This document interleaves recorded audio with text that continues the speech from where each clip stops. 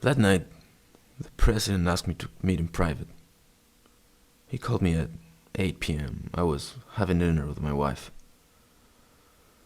And I remember it was actually the first day I could say I was calm after the scandal. And I noticed there was something strange in his voice, something that didn't sound right. But he was brief. He asked me to meet right away.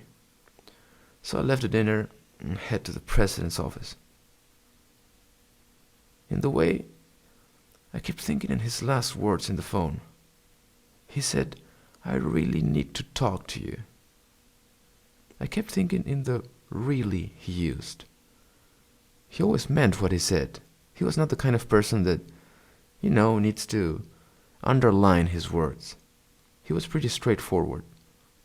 But this was a hunch. This phrase, it just didn't sound like him. When I arrived to the office, there was a weird atmosphere. Nobody of the president's closest people was there. On the contrary, it seemed to me that all the powerful people of the party that the president actually didn't like had gathered there. So when I entered the room, everybody gave me this funny look. And of course I was expecting a funny look, but not this particular funny look. After the scandal, these people hated me. Even before the scandal, they hated me. But there I am, walking through all these old guys that are actually smiling at me. For a couple of seconds I had the feeling I was having the weirdest dream. What the hell was happening? The president is on the other side of the room. I reach him. We shake hands.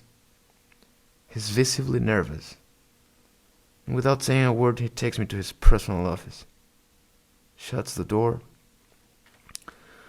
Then we're sitting at his desk. He's looking at me.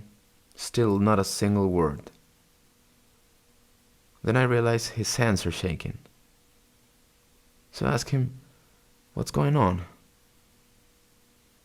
And then he says, stuttering in a dim voice, almost whispering, he says, I can't do this to you."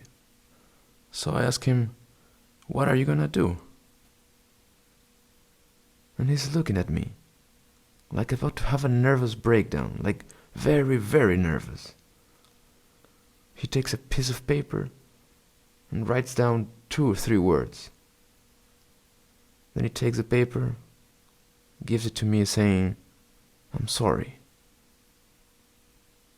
So I take the paper and read